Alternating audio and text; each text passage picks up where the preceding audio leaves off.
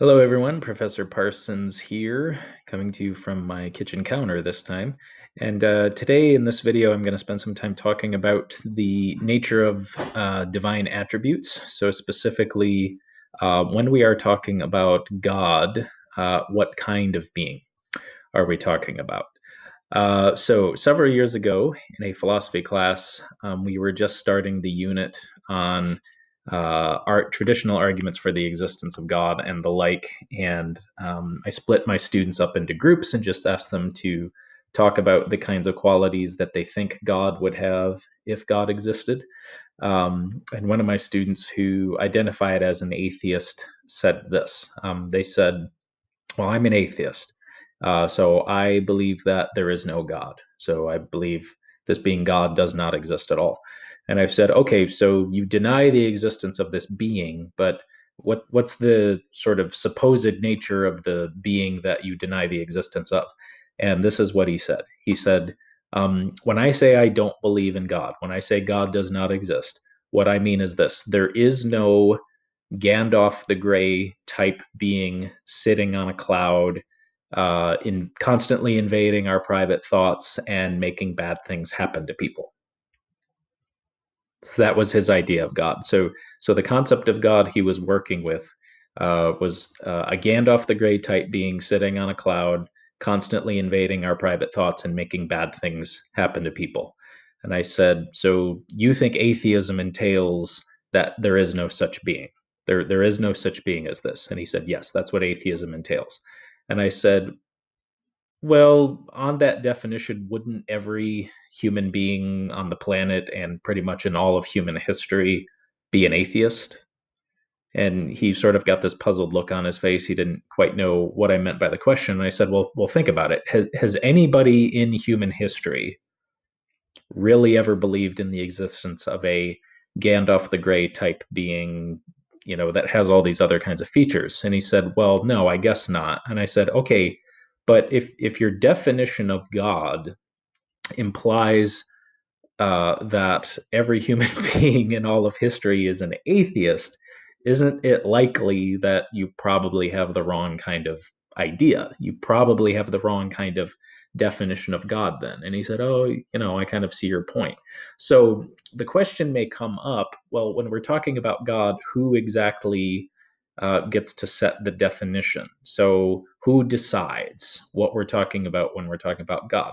Well, it seems clear that philosophically, at least, our understanding of God conceptually does need to give due credence to traditionally how classical theists in particular have understood this kind of being. So our understanding of God needs to give due credence to the intellectual history of at least the major monotheistic religions, Christianity, Judaism, and Islam.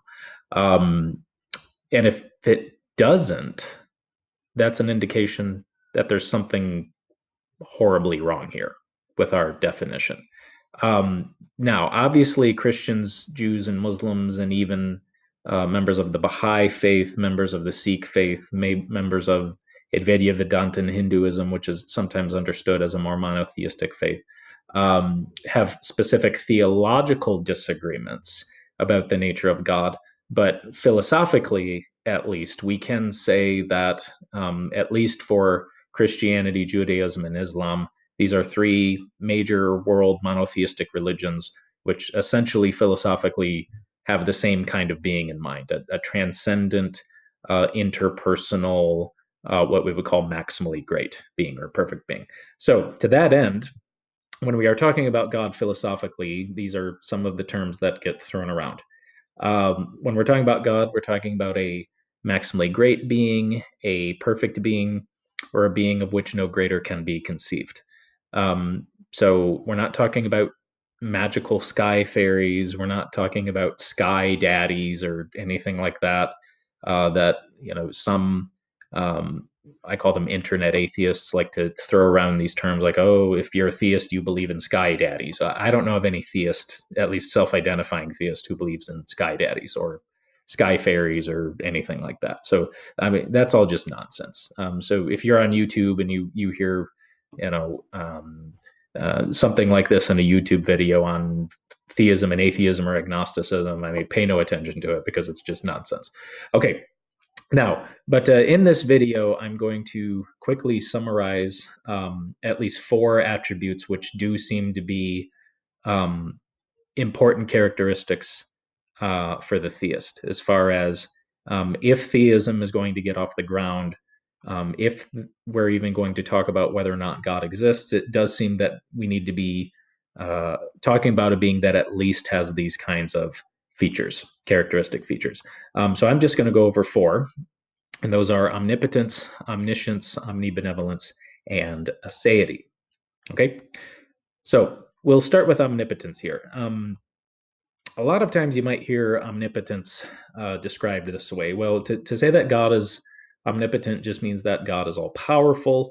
And if God is all powerful, that means that God can do anything. So there's nothing God can't do. Well, at first blush, that might sound okay, but things get a little bit problematic when we try to hash this out a little bit. So if somebody's going to say, well, if God's all powerful, God can do anything, my question would then be, okay, can God create round squares? Can God lie? Can God commit suicide?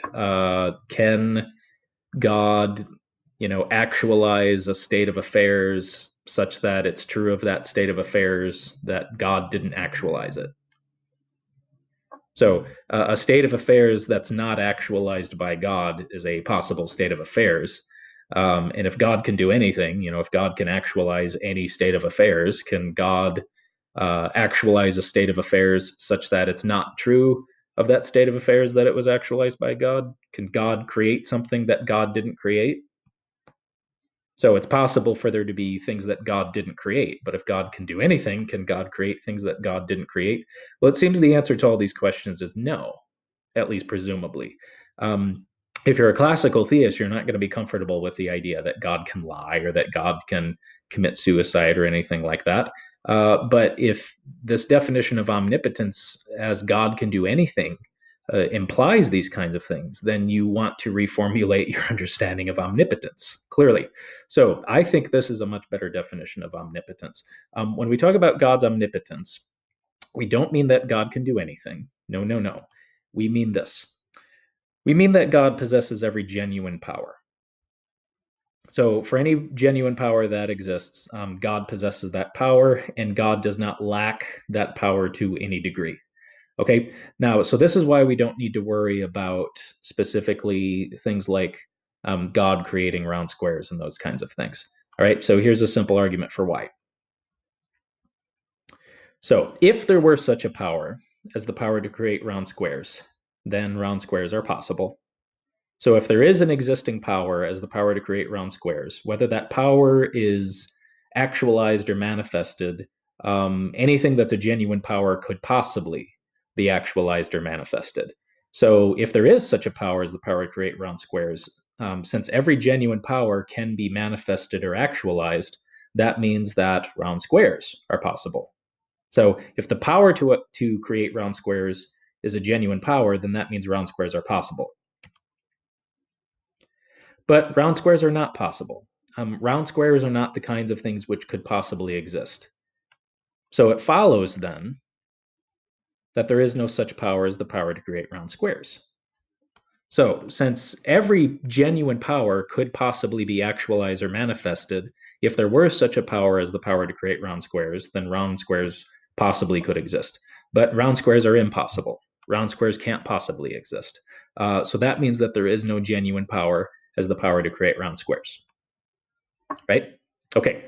Now, as far as omniscience and omnibenevolence go, I'm not going to spend a whole lot of time on these just because I want to get to aseity. Okay. So when we're talking about omniscience, all we mean is that God knows every fact that could possibly be known.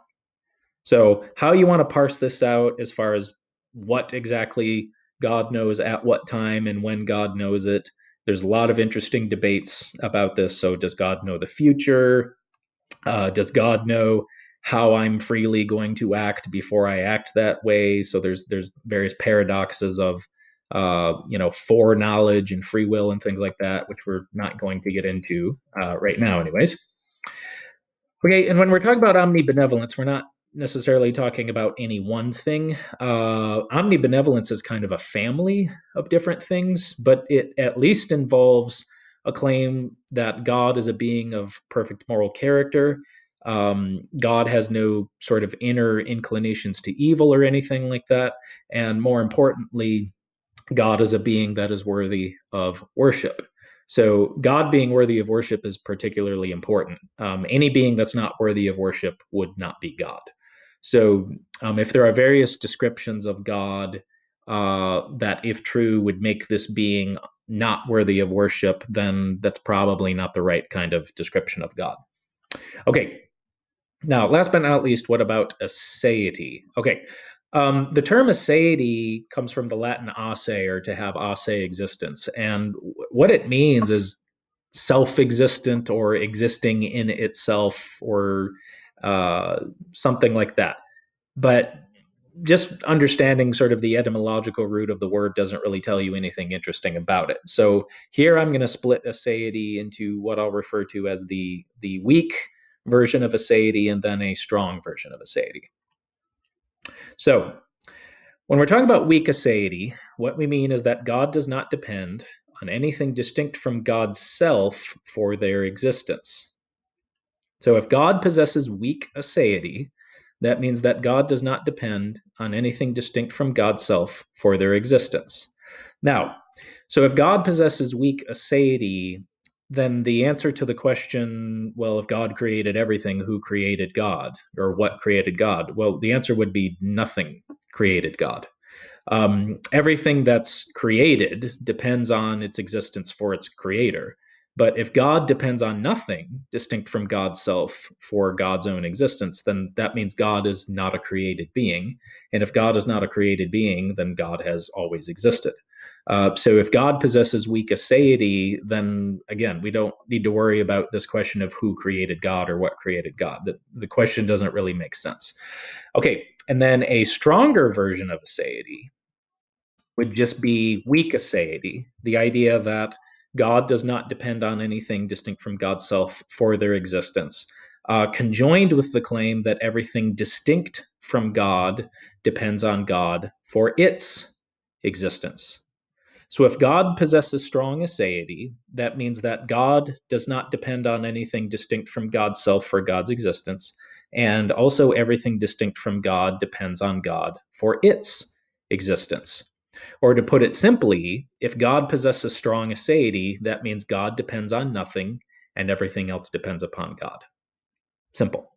Okay, now there are other attributes that we could talk about: aseity, immutability, necessity, all those kinds of things. Those will come up potentially in future lectures. But for now, this sort of base description of God as this kind of being will suffice.